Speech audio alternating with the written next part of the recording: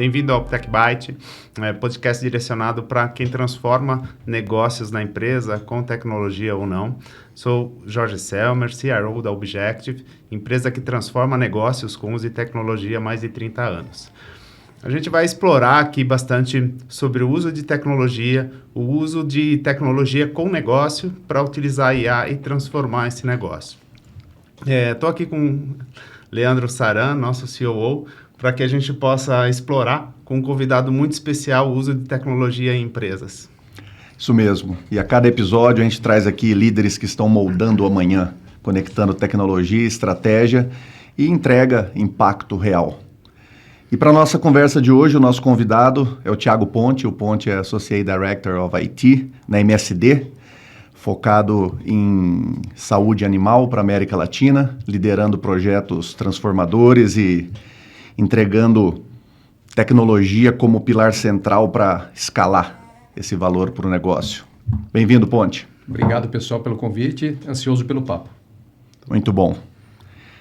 Bom, a gente tem observado, né, Ponte, que a inteligência artificial não está focada só em otimizar processo, ela está impactando também bastante e redefinindo a maneira como a gente se estrutura, toma decisão e principalmente como que a gente começa a pensar, né?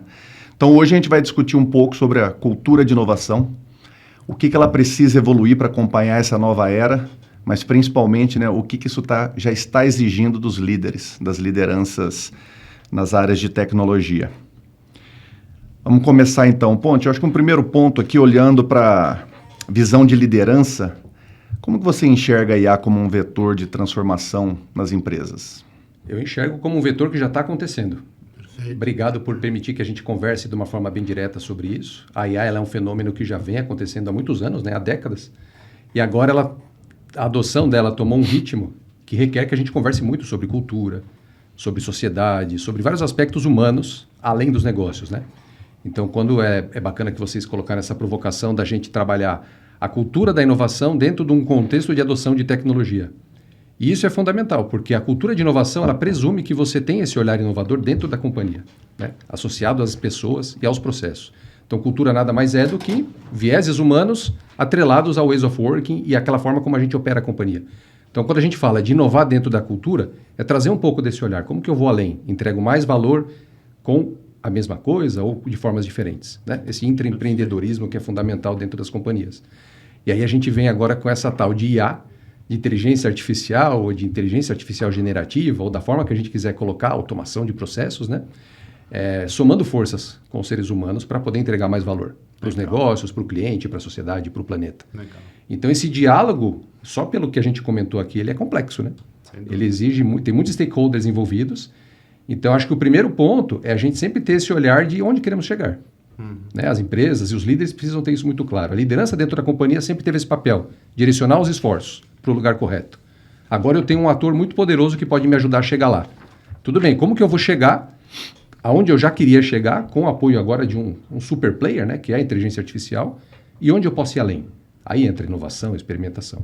Então, acho que no bate-papo hoje vai dar para a gente conversar muito sobre isso. Muito bom, Thiago. E nesse aspecto, quer dizer, nesses projetos de inovação ou de IA, como é que você vê as empresas se diferenciando em quem realmente está usando IA para negócio ou um uso superficial ou respondendo a alguma pressão de conselho, investidor para utilizar IA? Como é que você vê as empresas se diferenciando nisso? Eu acho que existe, como qualquer buzzword de mercado, né, em qualquer setor, muito AI washing, né? Eu vi esse termo outro dia e é fato, né? É fato. O que não falta é gente falando que está adotando IA, que está numa jornada de IA, que está maduro em IA, mas na prática utiliza ferramentas de dados de inteligência artificial, algum tipo de automação em partes do processo, né?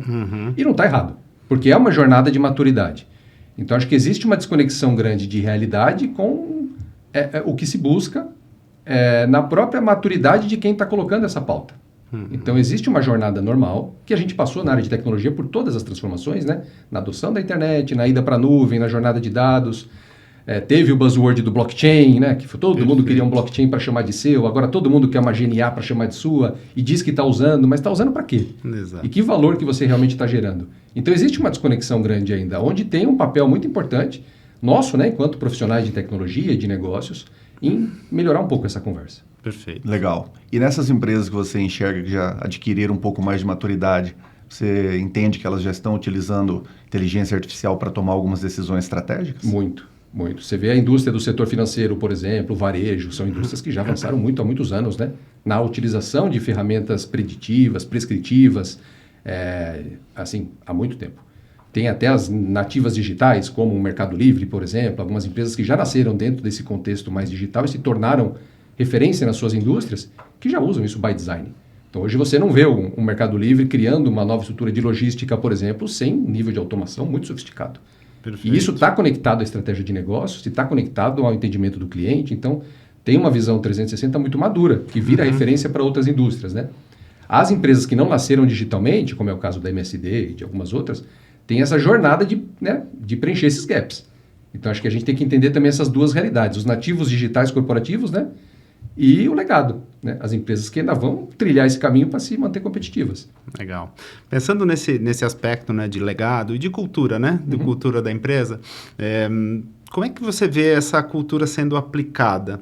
E particularmente, a gente como consultoria, às vezes a gente chega em empresas que querem utilizar IA, mas às vezes não estão preparadas, não tem base de dados, não tem processos bem definidos.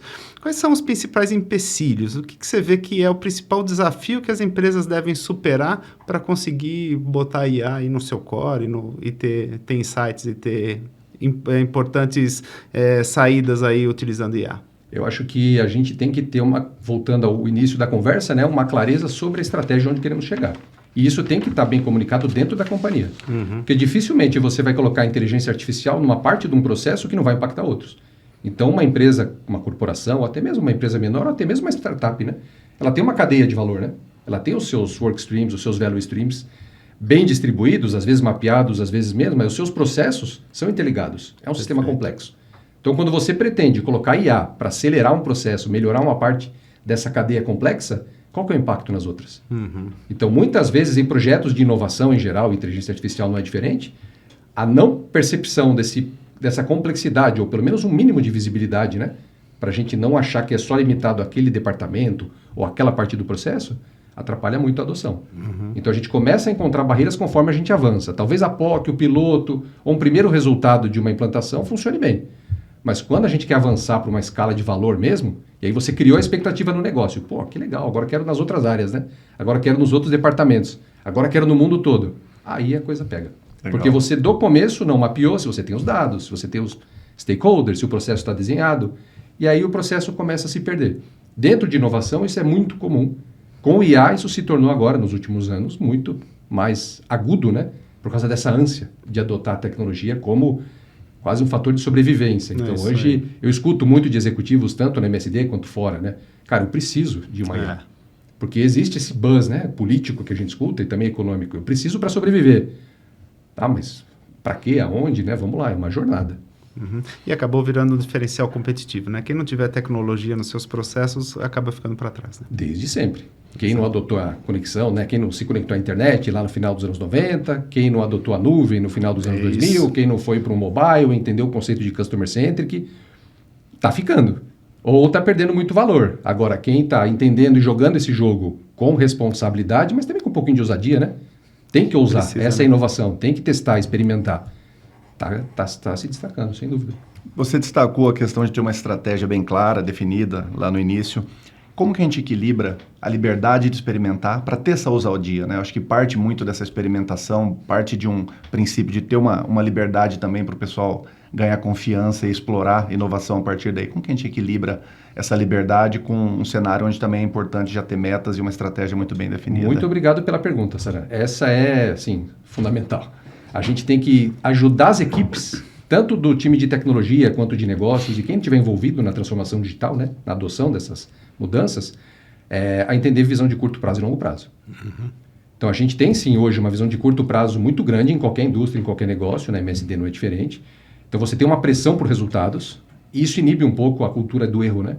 Então, a gente pode ter aquela pressão para errar menos, para entregar logo. Então, essa dinâmica é um pouco diferente no curto prazo.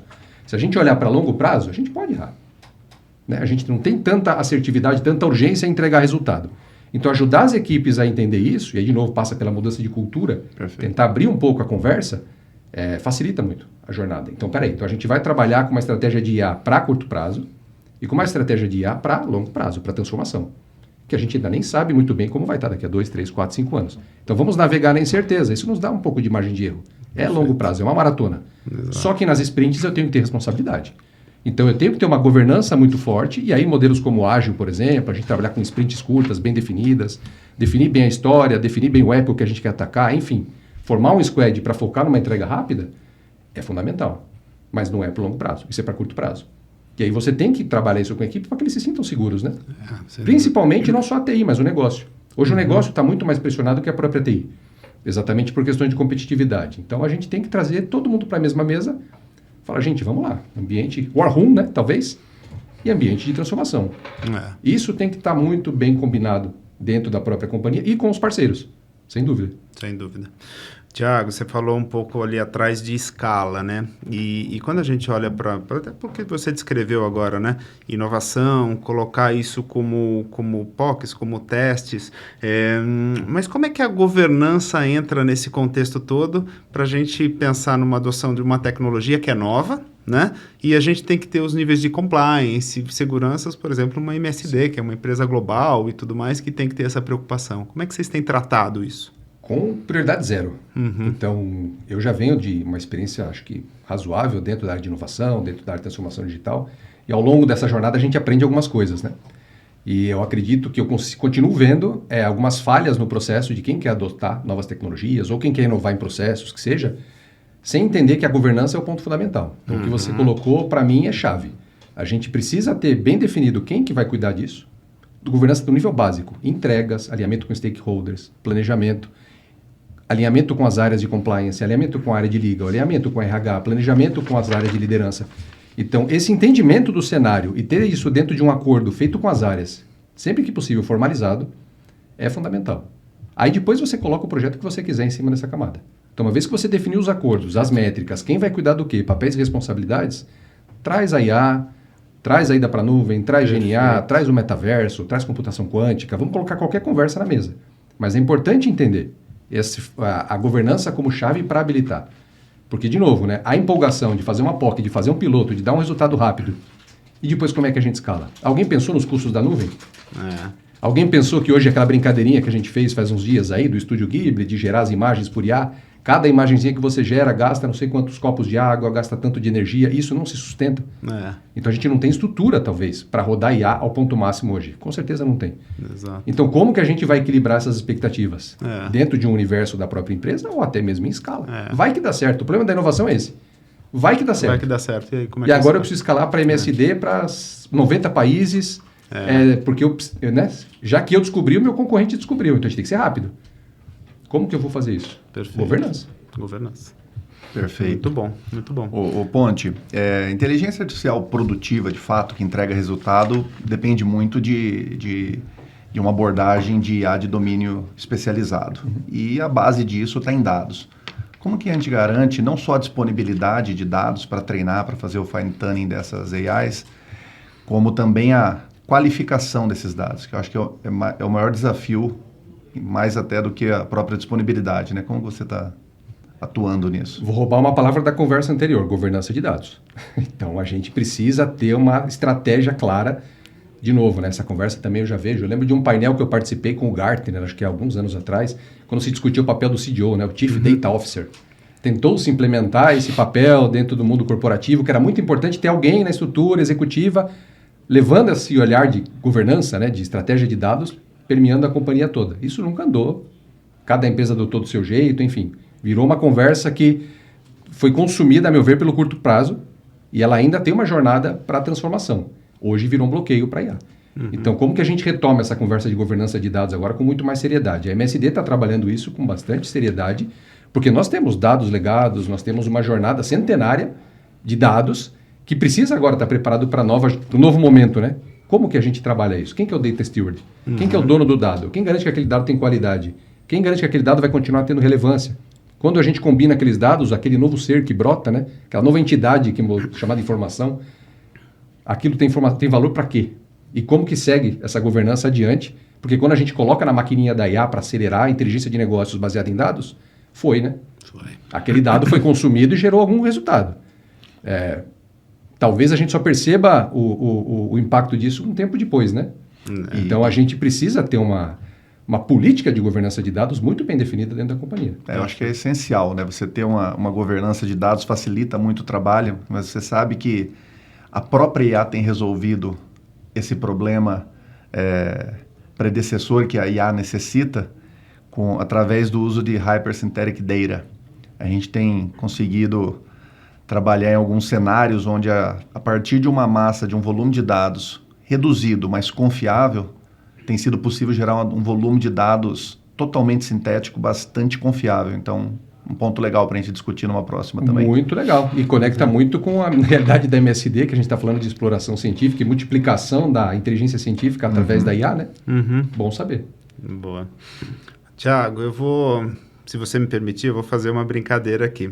Eu acredito muito em liderança, capacitação, mudança, change management, né? E eu, quando fui fazer a minha preparação aqui para o nosso podcast, entrei lá no seu perfil e eu vi lá Long Life Rock and Roll, né? Eu acredito muito no Long Life Learning, né? Aí eu pedi para nossa AI generativa criar uma frase conectando os dois. Se você me permitir, eu vou ler aqui o que ela gerou. Mantenha a mente em constante movimento com o Long Life Learning e deixe o coração bater no ritmo do Long Life Rock and Roll, provando que aprender e viver com paixão é o segredo para uma vida eterna.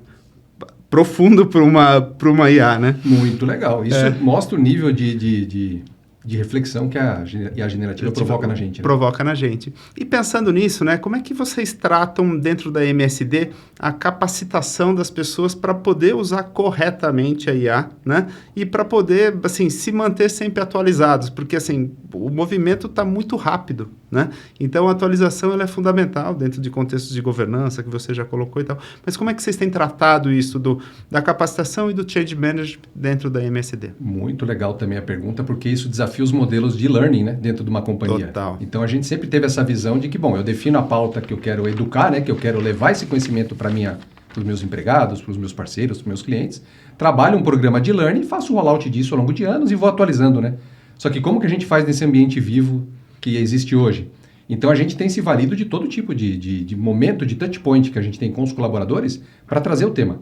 A gente traz em fóruns de negócios, a gente traz workshops, a gente traz bootcamps, a gente tem a literacy implementada nas nossas plataformas de learning, a gente trabalha com os parceiros como a Objective, por exemplo, a oportunidade de trazer para dentro da MSD um pouco do que está acontecendo no mercado de benchmark, para, no fundo, fazer que a conversa esteja ativa dentro da empresa, porque a gente não pode ter mais aquela prepotência de que a TI vai drivar, por exemplo, o rollout de inteligência artificial. Isso já está premiado, né? A Shadow IT, antigamente, que a gente percebia dentro das companhias, ela é algo muito bom se ela for bem direcionada. A gente dá escala para o negócio com as pessoas se empoderando dos conceitos e das ferramentas.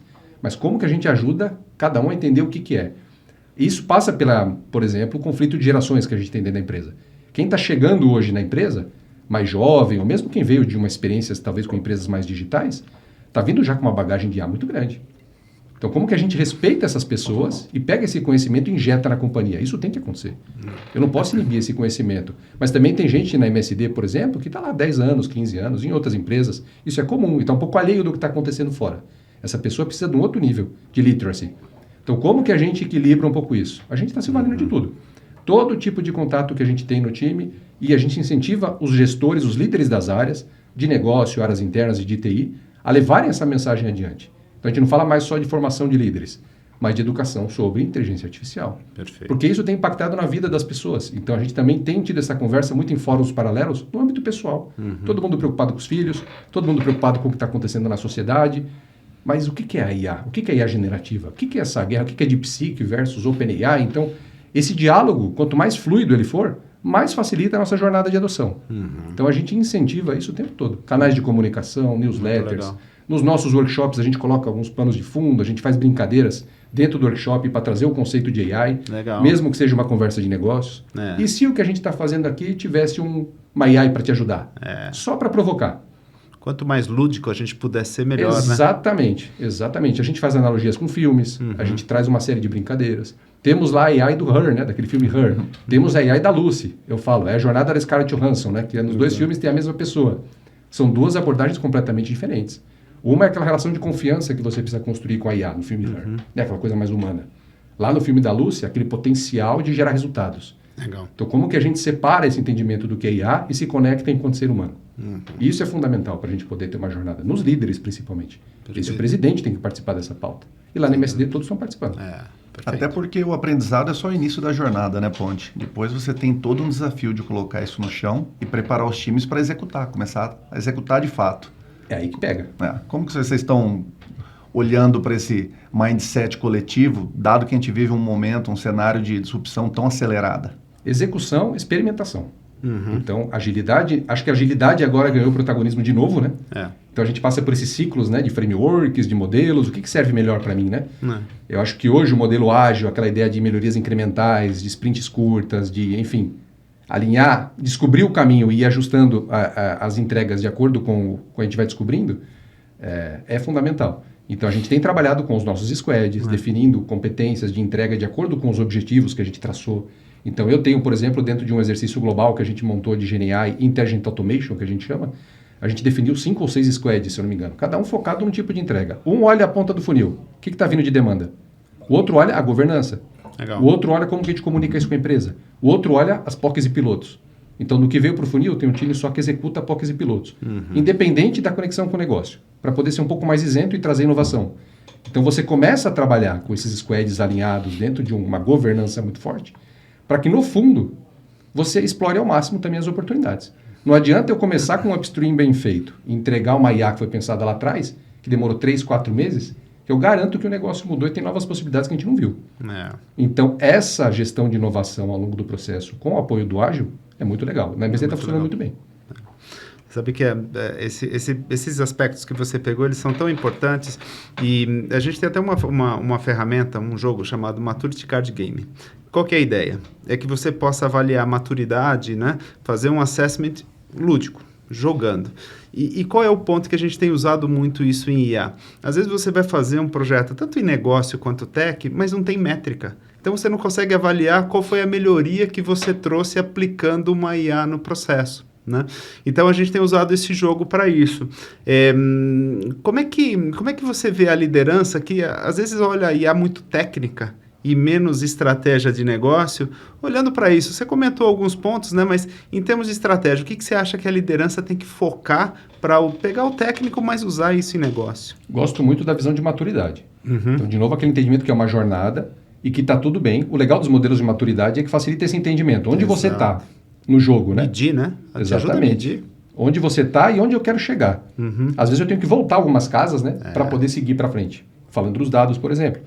Então, esse entendimento de que é uma jornada e que a gente tem algumas métricas que nos ajudam a nos posicionar é fundamental. Isso facilita para a liderança tomar decisão. Então, o gostoso de trabalhar hoje no nível de liderança executiva e ter os parceiros de transformação digital com uma cabeça de negócio muito, muito madura, né, dentro da MSD, por exemplo, e nos nossos parceiros, é que a conversa gente, vamos lá, eu quero tomar decisão. Me ajudem a tomar decisão. Eu não preciso entender tudo de IA, eu não preciso entender de tudo, eu entendo do meu negócio. Então, nós, como profissionais de inovação, de tecnologia e a liderança média ali do negócio, tem que dar essas métricas e, assim, facilitar a tomada de decisão de uma forma um pouco mais bem orientada. Né? Nós temos essa responsabilidade de aprender como fazer isso. E eu acredito que esses modelos de maturidade nos ajudam muito. Nos ajudam muito. E até conectando um gancho do que você falou, né? A utilização de modelos lúdicos ajudam também. Às vezes, quando você vai fazer aquele assessment, você diz, como é que você está nesse nível aqui? Não, estou bem. Então, aí, quando você vai no jogo, numa brincadeira, você vê que o nível talvez não seja aquele. E você precisa estar um passo para trás, como você comentou, e aí fazer a progressão dentro dos níveis de maturidade com um planejamento bem estruturado. Né? Tanto para esclarecimento do que a gente está falando, que o lúdico ajuda, né? A simplificar temas complexos. Exato. Mas principalmente para a gente se conectar enquanto seres humanos. Então, lembrar que ali estamos todos humanizados, né? Então, a brincadeira, a forma que a gente traz o human-centered design, né? Algumas dinâmicas mais leves para poder fazer workshops temáticos. A gente faz isso, né? A gente fez um workshop muito legal outro dia, com o apoio do time da Objective, inclusive, que virou referência dentro da MSD.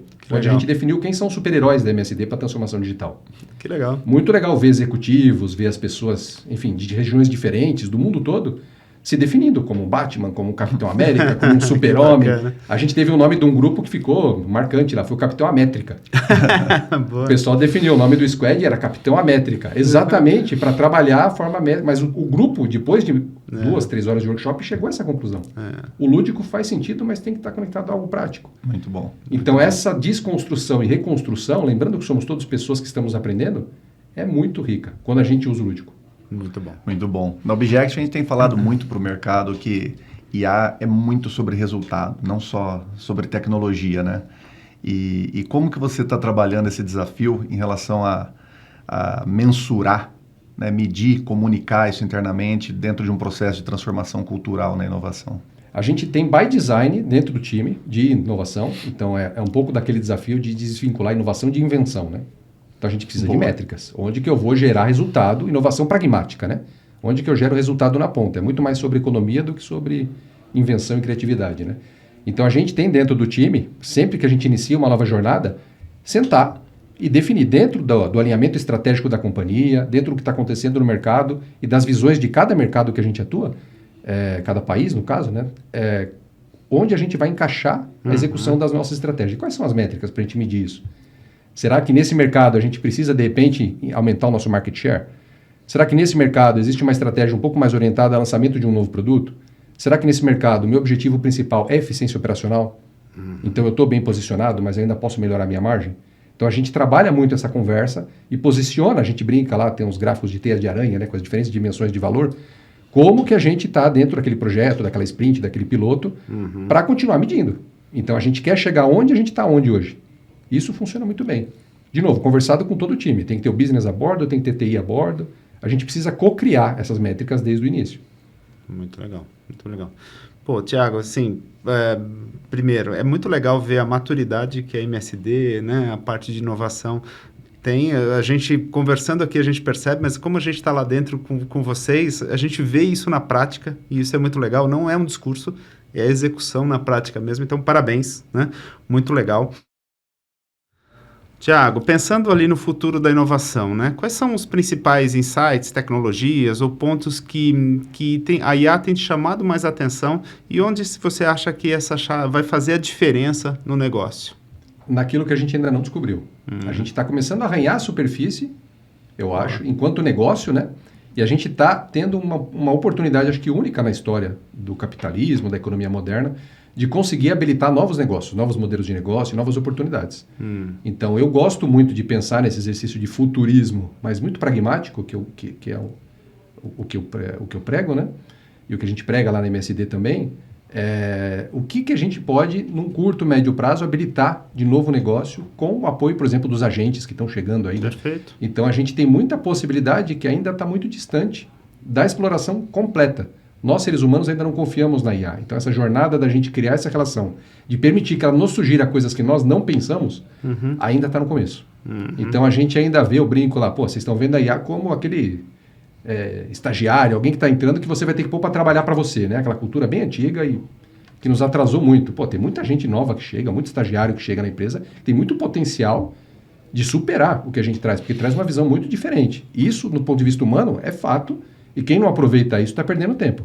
Agora, pensando numa superpotência que é a inteligência artificial, se eu realmente for sincero e permitir que ela domine o trabalho ou me sugira coisas novas, novos processos, novos olhares, né, como essa brincadeira que você fez do rock, da gente testar alguns olhares diferentes, o que ela vai me responder? Perfeito. E eu estou disposto a realmente pivotar, né? A gente brinca que o Startup Mindset é a chave para a inovação. Eu estou disposto a abrir mão das minhas crenças para poder, de repente, testar essa nova ideia? Eu acho que as pessoas ainda não estão. Então, a inovação para o futuro ainda está nas mãos de algo que a gente não está aproveitando muito bem. Quebrar alguns paradigmas de verdade. Então, a gente precisa realmente permitir que ela nos mostre do que ela é capaz. Em pequenas automações ou mesmo a IA generativa, enfim. Como que a gente repensa a forma que a gente trabalha, né? A forma que a gente aplica valor nos negócios e na nossa vida pessoal de novo, né? A gente tem já no uso muita intimidade sendo empregada no relacionamento com a IA pelos jovens, por algumas pessoas que confiam na IA como um terapeuta, como um amigo. Isso já está acontecendo. E no ambiente de trabalho? Quando que a gente vai permitir que ela fale para a gente que o que a gente está fazendo está tudo errado? para gerações que já nasceram na IA tá mais fácil, né? Para as que são um pouco mais ali precisam se adaptar, né? Se a IA chegar para você e falar, cara, você precisa se reinventar completamente. Isso que você conhece não funciona. Você vai dar ouvidos para ela, mostrar isso para o seu chefe e seguir adiante, habilitando esse futuro que a gente está conversando, né? Ou não. Ou você vai deixar aquilo escondido. Então, esse futuro que está aqui na nossa frente, que a gente não está deixando chegar, é o que eu estou mais curioso. Perfeito. E falando em futuro, na sua visão, o que será esperado dos líderes com esse foco em, quando a gente fala em inovação orientada à inteligência artificial? Que eles guiem o caminho correto para que a gente prevaleça, né, enquanto negócio, para que a empresa consiga se beneficiar desse tipo de tecnologia dentro da estratégia de negócios, daquilo que é esperado pelos acionistas, pelos clientes. Então, a gente sempre equilibrar essa balança, né? A gente tem 2 clientes que a gente atende em qualquer negócio, né? O consumidor, o cliente que compra da gente e o acionista, né? Alguém que detém o patrimônio da empresa. Como que a gente equilibra essa balança? O líder tem que saber esse jogo e ajudar a entregar valor para esses 2 caras, como nunca foi entregue antes. Porque hoje o jogo está mudando. Quando a gente fala de liderança um pouco mais ampla, né? Nós, enquanto líderes de nós mesmos, então na MSD a gente prega muito isso. Cada um é líder da sua própria jornada. Então, como que você também traz a IA para te ajudar a ser um profissional melhor, para você poder desenvolver a sua carreira dentro ou fora da MSD ou em qualquer lugar, para você conseguir entregar mais valor com o apoio dessa potência. Então, acho que a ideia de liderança, ela se desconstrói agora cada vez mais, né? Você está empoderado para ser o líder de si mesmo e ajudar a empresa a chegar do outro lado. Não é mais aquela liderança sênior que fica refém de tomar as decisões. Todo mundo pode tomar decisão, baseado em dados. Baseado em simulações, experimentos, testes. Vamos aplicar um processo científico com a ajuda da IA para mostrar para a empresa. Olha que legal, esse novo produto, esse novo serviço, essa oportunidade de mercado. Todo mundo pode fazer isso hoje. Então a liderança se dilui. Legal. E cabe à liderança sênior dar ouvidos a isso, né? E empoderar, como a gente faz na MSD. Exatamente. Isso que eu ia comentar, né? Quer dizer, depende aí do empoderamento de liderança da empresa, de empoderar as pessoas, né? Agora, Tiago, eu tenho uma curiosidade, se você me permite. Por exemplo, a MSD é uma empresa que vem de um ramo onde P&D é fundamental. Então, eu imagino que nas áreas de negócio, inteligência artificial, né, inovação, é usado, né, até antes de chegar na área corporativa, na área de tecnologia. Vocês conseguem conectar essa inovação que já está no P&D com as áreas corporativas, com as áreas que vão executar isso provavelmente depois do que a área negócio core já executou? De uma forma muito interessante, específica da nossa indústria, o P&D empurra a gente, né? Vocês, se não tiver P&D, vocês ficam para trás, né? O P&D, ele, assim, a MSD, a farmacêutica em geral, na indústria farmacêutica, não só a MSD, vem numa dinâmica onde o desenvolvimento de um novo produto leva 10 a 15 anos, né? Então o negócio se acostuma a ter esse ciclo de desenvolvimento de um novo produto, de lançamento no mercado, enfim, de maturação desse produto. Então, o ciclo sempre foi bem longo, né? Na biofarma. Agora que a gente tem, por exemplo, na MSD Saúde Animal, já uma realidade, onde a gente está se tornando uma empresa de tecnologia. Então, a MSD já iniciou essa jornada com a aquisição de startups. Hoje, a MSD Saúde Animal não é só biofarma. Ela também tem uma plataforma de produtos de tecnologia muito robusta. Esse tempo se encurtou. Então, o P&D de tecnologia já é diferente do P&D de biofarma.